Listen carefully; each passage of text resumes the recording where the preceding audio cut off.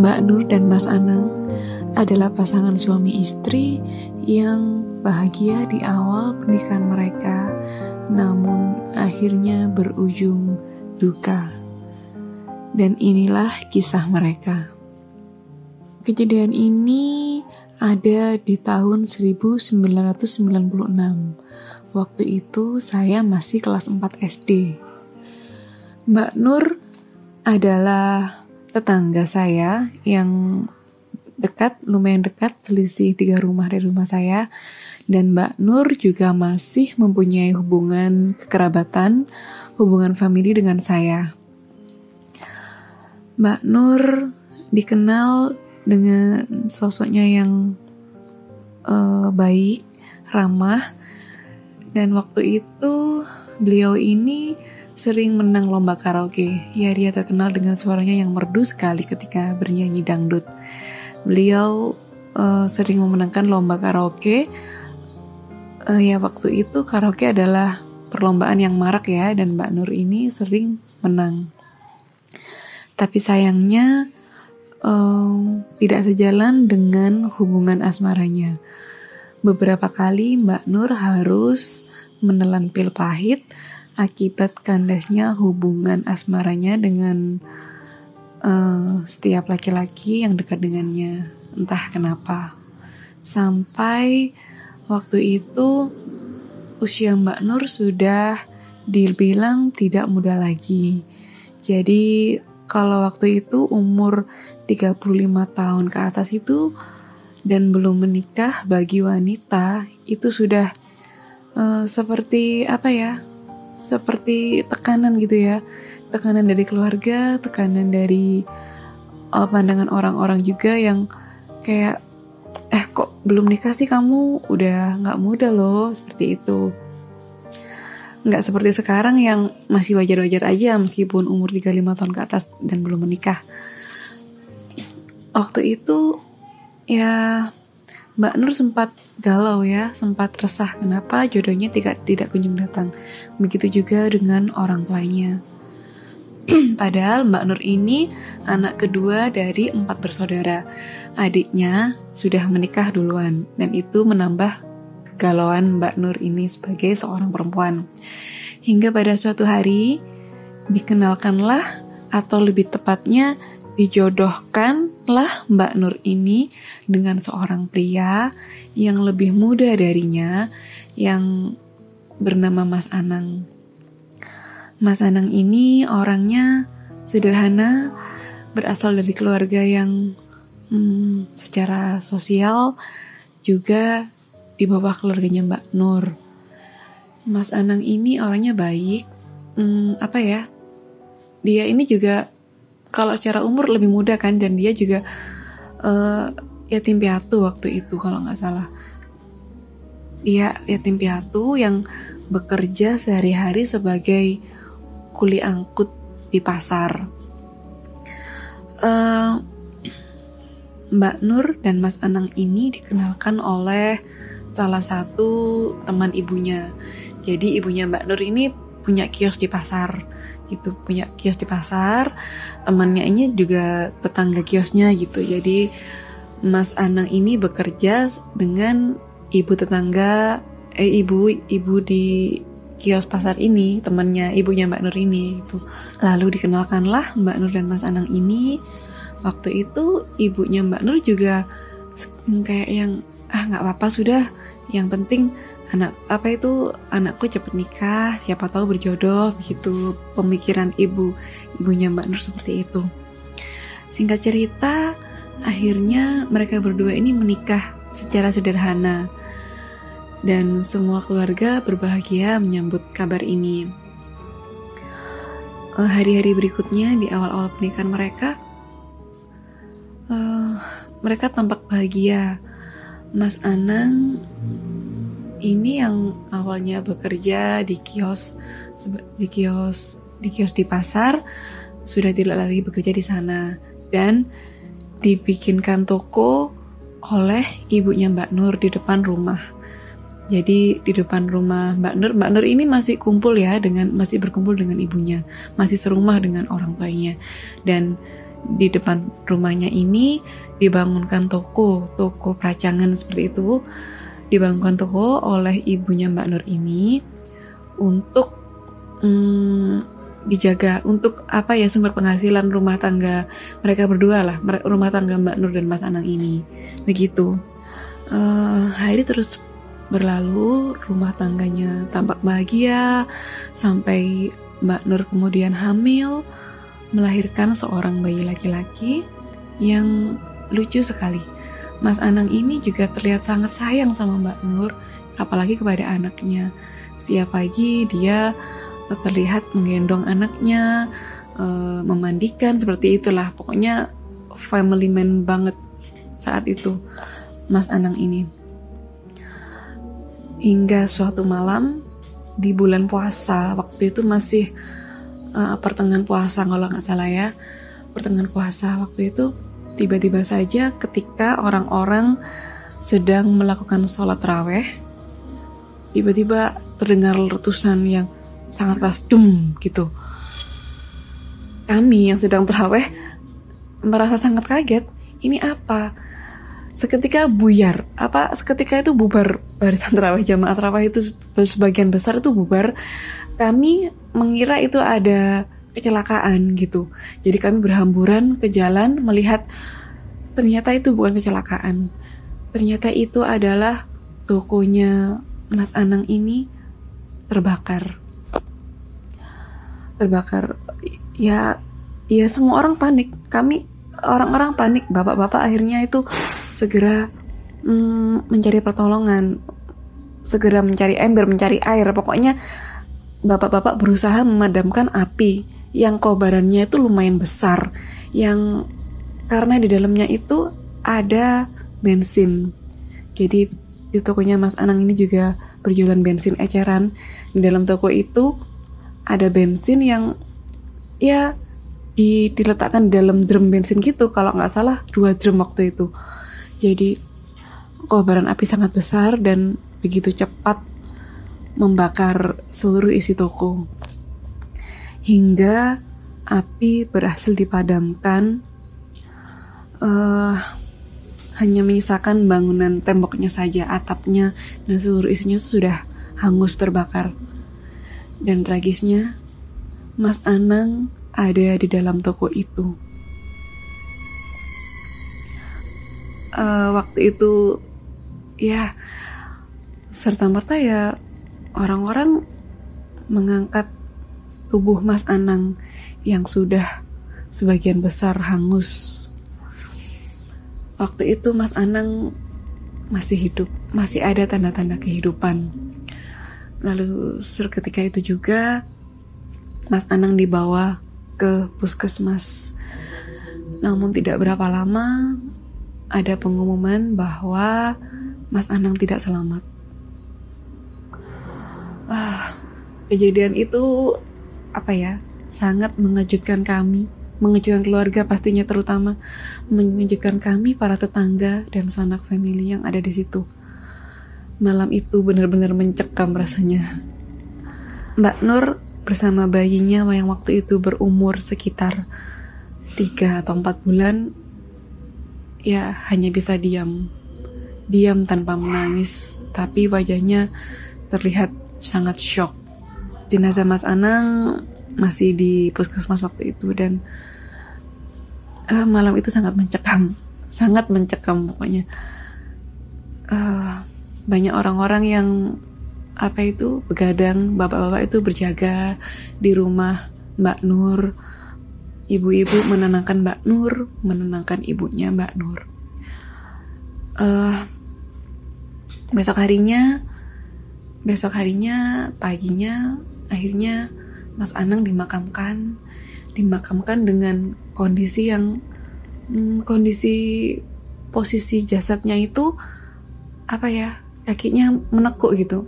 Pokoknya bukan yang kondisi badannya itu yang terpanggang kan ya. Jadi ada posisi-posisi kaki dan tangannya itu yang menekuk dan tidak bisa diluruskan selayaknya jenazah gitu. Jadi ya seperti apa adanya seperti itu, dikafani lalu dimakamkan dengan kondisi yang seperti tidak seperti umumnya orang dimakamkan gitu. Hari berlalu dan kondisi mencekam itu masih berlangsung ya. Jadi ada cerita yang beredar setelah itu bahwa malam itu Mas Anang dan ibu mertuanya ya, atau ibunya Mbak Nur itu sedang cekcok. Jadi ternyata selama ini setelah menikah itu ya, ibunya Mbak Nur ini dan Mas Anang, notabene Mas Anang ini kan dia secara sosial, secara ekonomi itu ada di bawah keluarganya Mbak Nur, dan itu sering dijadikan entah sengaja atau enggak, tapi ibunya Mbak Nur ini sering mengungkit hal itu. Ibunya Mbak Nur ini sering merasa bahwa dialah yang dia yang sudah mengangkat Mas Anang ini jadi keluarganya. Jadi dia yang dulunya di bawah sekarang jadi di atas, itu karena beliau, karena dia jadi menantunya gitu. Apalagi dia dibukakan toko, semuanya itu memang dimodali sama ibunya Mbak Nur. Akhirnya ibunya Mbak Nur ini sering mengungkit itu. Artinya dia itu sering meremehkan menantunya, sering menghina seperti itu. Dan Mas Anang ini tertekan, ya pastilah egonya sebagai seorang laki-laki, sebagai seorang suami itu pasti terlukai. Terus menerus seperti itu hingga puncaknya di malam terjadinya peristiwa kebakaran itu. Ternyata setelah cekcok yang berujung, mungkin Mas Anang ini sudah emosi ya, emosinya memuncak, tapi dia nggak bisa apa-apa, dia nggak bisa melawan, dia nggak bisa membantah. Akhirnya dia pergi ke tokonya dengan pamitan ke istrinya waktu itu untuk mengisi bensin eceran di botol. Tapi ternyata yang terjadi adalah di situ ternyata dia itu bunuh diri. Ternyata kebakaran itu bukan kebakaran yang tidak disengaja, karena menurut waktu itu ada polisi juga ya, polisi itu turun tangan waktu itu ikut memeriksa. Ternyata Mas Anang itu biasanya nggak ngerokok, tapi di dalam toko itu ada puntung rokok. Artinya Mas Anang ini sengaja merokok di dekatnya bensin itu gitu. Jadi kesimpulannya itu ya, Mas Anang ini bunuh diri dengan membakar tokonya dan dia ada di dalamnya gitu. Nah, setelah itu ada kejadian-kejadian yang yang kami takutkan, yang kami khawatirkan karena meninggalnya dengan tidak wajar. Suasana mencekam itu masih berlangsung berhari-hari, bahkan sampai hampir 40 hari itu suasana itu sangat mencekam ya. Dan kejadian demi kejadian itu ada memang. Salah satunya kejadian pertama itu ketika itu kan waktu puasa ya, ketika waktunya sahur, entah 3 hari atau berapa hari waktu itu, waktunya sahur, marbot masjid itu kan bangun lebih awal ya. Dia sahur bangun lebih awal, dia menyalakan speaker masjid, lampu masjid dan sebagainya, membersihkan masjid ya. Dan ketika dia membersihkan masjid itu, dia mendengar di kamar mandi masjid itu ada orang mandi. Jadi kalau kamar mandi zaman dulu itu kan pakai gayung gitu ya, ada bak mandi yang besar terus pakai gayung, jadi nggak ada keran kayak sekarang itu. Enggak, dulu bak mandinya itu diisi dengan nimba di sumur gitu. Dan di dalam kamar mandinya itu terdengar ada orang yang sedang mandi. Nah, marbot ini penasaran dong, siapa yang mandi gitu.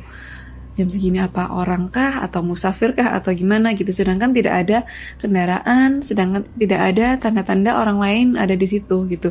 Biasanya kalau ada orang numpang mandi itu setidaknya ada sepeda, ada kendaraan gitu, ada yang parkir, itu nggak ada gitu. Lalu pelan-pelan si marbot ini membuka pintu kamar mandi dan nggak ada orang.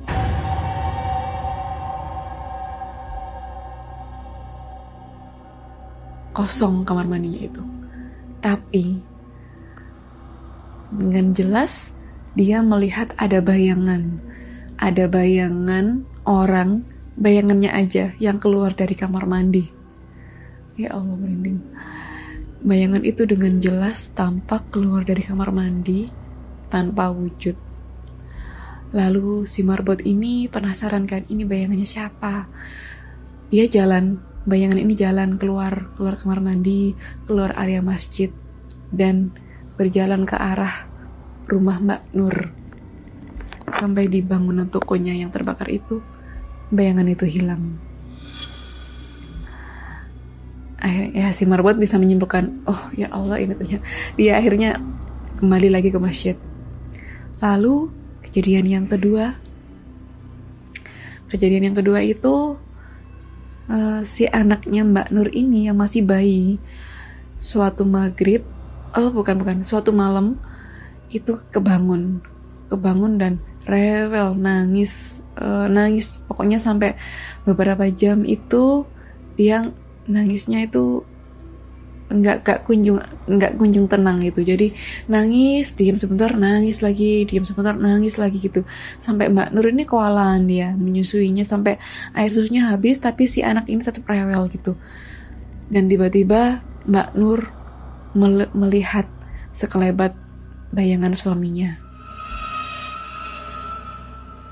Sekelebat kayak suaminya itu lewat gitu. Dan seketika itu juga Mbak Nur speechless. Tapi anaknya jadi diem, nggak rewel lagi. Anaknya langsung nggak lama tidur pulas sampai pagi, nggak rewel lagi. Lalu kejadian yang berikutnya itu, kami tetangganya yang dekat dengan rumahnya Mbak Nur, selama beberapa malam ya, bergantian itu ada yang ngetuk tuh rumahnya dari luar. Ada orang yang ngetuk tengah malam jendela rumah atau pintu rumahnya dari luar. Ngetuknya itu nggak pelan ya, jadi digedor gitu, kayak yang dok gitu. Dan rumah saya sendiri itu kan banyak jendelanya ya. Waktu itu rumah saya belum ada pagarnya, jadi kalaupun ada orang itu bisa masuk dengan bebas gitu, masuk area rumah dengan bebas karena nggak ada pagarnya. Waktu itu juga sama, sekitar tengah malam itu ada yang gedor jendela, ada 2 jendela kan, jendela kayu itu digedor semua, ada 2, dan 1 pintu, 2 pintu belakang dan depan tuh digedor semua tuh. Jadi bergantian, dok, pindah lagi ke jendela, dok, pindah lagi, dok gitu, sampai 4 kali, terus hilang, nggak ada. Dan kejadian itu juga terjadi di rumah tetangga saya yang lain, yang rumah kami itu berdekatan dengan Mbak Nur gitu. Jadi kami mengartikan bahwa ini mungkin Mas Anang, kalau memang benar itu rumor itu ya, mungkin kami mengartikan bahwa itu mungkin sedang berpamitan Mas Anangnya gitu. Dan sampai hampir 40 hari suasana mencekam itu berangsur pulih lagi. Mbak Nur juga, keluarganya Mbak Nur juga sudah bisa ikhlas menerima itu, terutama ibunya ya. Ibunya merasa bersalah sampai sakit waktu itu beliaunya.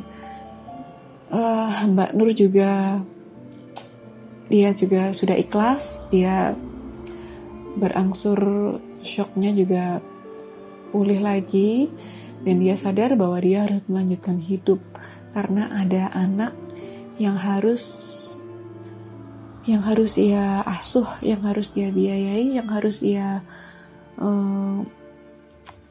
hidupi dengan layak meskipun tanpa suaminya. Demikian kisah Mbak Nur dan Mas Anang yang saya ceritakan, yang bisa saya ceritakan. Semoga Mas Anang tenang di sana, karena beliau sebenarnya orang yang sangat baik. Terima kasih sudah mendengarkan dan selamat malam.